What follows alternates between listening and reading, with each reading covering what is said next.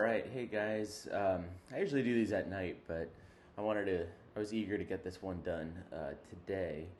So, this is another episode of Image Review, and this is one of my favorite hobbies that I don't really get to do enough. And it's an episode on camera trapping, and probably the most successful camera trapping that I've ever done. I'm going to continue this in Kodiak. This episode is more about Florida, when I lived down in Southwest Florida. So I had built a custom camera trap. I guess I'll start with this angle. And at the time, I had just graduated from grad school. I was working. I had just bought a house. I was very broke. So I had to build a camera trap as cheaply as possible. So this is actually a picture from the swamp that an acquaintance of mine took. This was a few years ago, before we knew, which is now in the orchid world kind of a famous story, but before we knew the pollinator of the ghost orchid, I had been introduced to ghost orchids, or orchids in general in Florida, probably about 6 years ago by my friend Drew. And I had been enamored ever since, and then kind of like everybody else with the things they like to do, I never had enough time to really do it, right? Nobody ever does. But I was shown this spot, and there's other spots in Florida, but not quite ones like this, where there are just hundreds of these ghost orchids right here, and they're these beautiful, beautiful flowers. And I'll show you a front view. And at the time, nobody knew who the pollinator was of the ghost orchid. And Mike Owens, park biologist, or was the park biologist for Fakahatchee, he had retired, I believe, by now. Really great guy. He loved the swamps like nobody's business. He had shown me around Fakahatchee, and he had shown me ghost orchids as well. So he told me this story of, nobody has captured the pollinator, and I was enamored by it, and I was determined to be the first to do it. Well, it ends up I was not the first to do it, but this was by other people. The National Geographic did a little thing about this. I was a little late to the ball game, just because sometimes that's how life is, right? But Carlton Ward, who had done this for about 3 summers before me, he actually, I think it was him and then Max Stone, they were the first people to actually get the photo. But I was still very happy to get a photo of this, because this is, even in this swamp spot of 300 ghost orchids, maybe 5% or less of those were pollinated, meaning they had been visited by a moth, right, or an insect that could pollinate them. So these ghost orchids, they're really pretty. They have this nectar tube here that I'm kind of indicating. And then there are these beautiful flowers, and they have this really, at night especially, they have this really fresh, kind of like a soapy scent. They're really quite interesting, and I'm set up on it's a rare one to find doubles, but in this swamp there's doubles, triples, and then there's one other spot in Florida where I found one with, I think, 13 blooms. But I was spoiled because it's rare to find one, right? And then this particular spot, because they tend to colonize, had hundreds of them. So I had built this camera trap from Harbor Freight. It's like an off-brand Pelican case, and then I had some piping, and then I got a UV filter, and then I put a flash. There's a wireless connection here between the camera and the flash. It's like a food container from Walmart to waterproof it, and then I had it set up on the flower, and then if I ever do this again, I will definitely use fewer batteries, because I was walking in with like 50 pounds worth of batteries.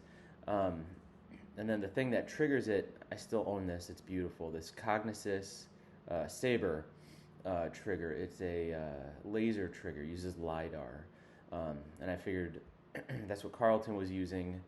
And Max Stone would use an infrared trigger, which I also have one of those. But they both were successful with their photos, so it's just something, when you're doing something new, because at the time they had not published their photos yet, so I didn't know that they had captured these photos already. They were preparing their publication for Nat Geo.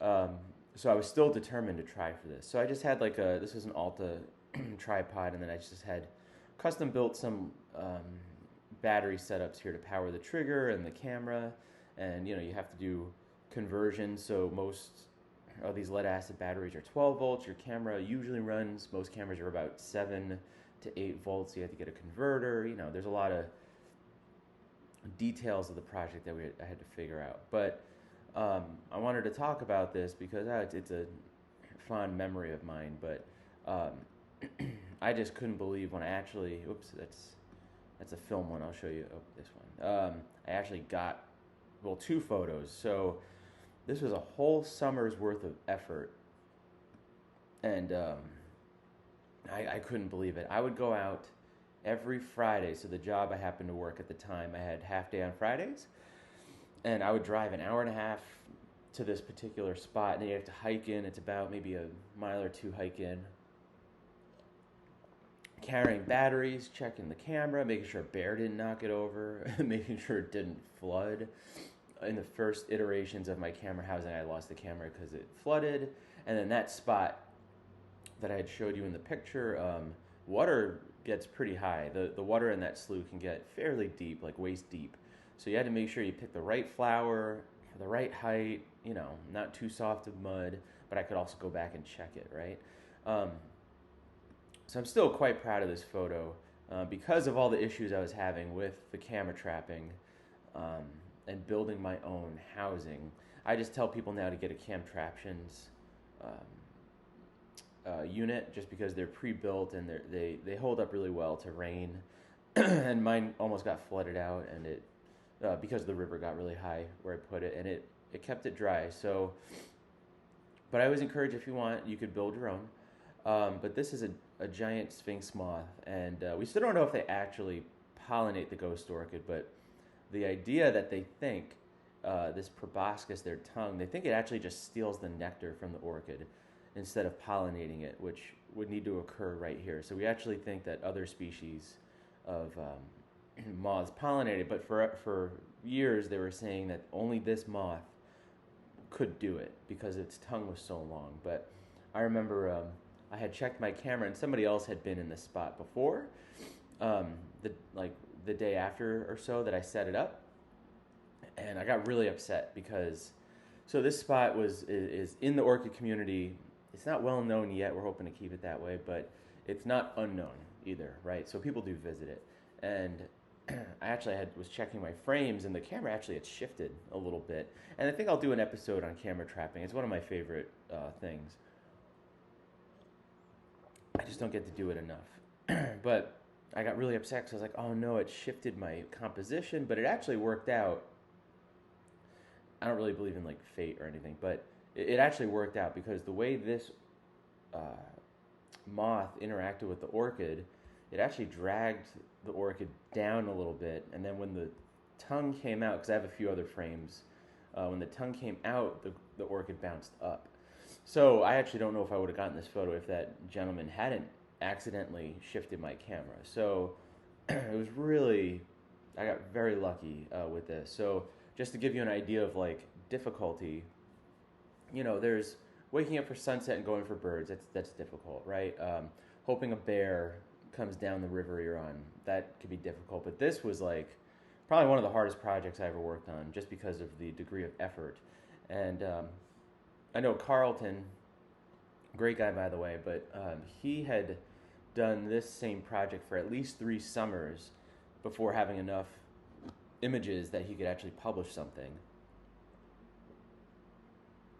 So it was really quite the endeavor for me, but I was really dedicated, and I really wanted to capture this. So I had captured another orchid pollination attempt here it's called the Gouty sphinx moth, and this is probably more likely a pollinator because its proboscis is so little. It probably has to get in there more and actually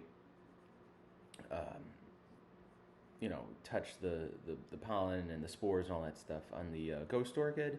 And I have to read the paper again and look at Carlton's work, because they do have a list of species that they actually confirmed do pollinate the ghost orchid, because sometimes you could see like the actual moth interacting with the flower. Now, I don't know why my camera didn't trigger My only complaint about the Cognisis is that it's almost a little too precise. So if the beam is aimed right here, you know, sometimes the moth might come from a different angle or something, but it's a really capable trigger, and I really enjoyed working with it. Um, Next time I might try also an infrared one because it'd be more broad and it would probably capture more frames, right? It's just at the time it was really unknown whether or not these moths would trigger a passive infrared trigger. And I might just do a video one day of just the camera trapping stuff because it's pretty intricate, but once you get it all figured out. But one of my favorite things about it, it's still one of those aspects of photography where your ingenuity really comes in and you can really kind of design and engineer your own stuff. Really, your imagination and technical skill are the limit, right? But I was very happy with this image too. This orchid had been pollinated, I think, the year before. That's what an old seed pod looks like, and what they do is they split open and send out their spores so the wind could take them. That's why they tend to colonize. They tend to stick to the same area, and these trees will have this mycorrhizal fungi in which the pollen will attach, and the fungus helps with giving it nutrients, stuff like that. So all in all, it was a very challenging project, but these ghost orchids are really pretty. I'll pull up one. This is actually a film photo I took, and this was my uncle gave me a Calumet camera, which is really designed for portraits, but I still took it out into the swamp, and my friends and I photographed this double ghost. This was in Fakahatchee. And what I had done, because I really wanted a dark background, what I had done was just put a gentle light and then I exposed for the flowers, because they're not a pure white, but they're pretty white, right? So they make a pretty good thing to expose from. But I actually was very pleased with this,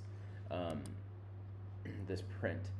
And, well, because film, you only get however many pieces of film you bring. And if you've ever shot on film, this is not a like click, click, click camera. This is a 4x5 camera. So you have a slide.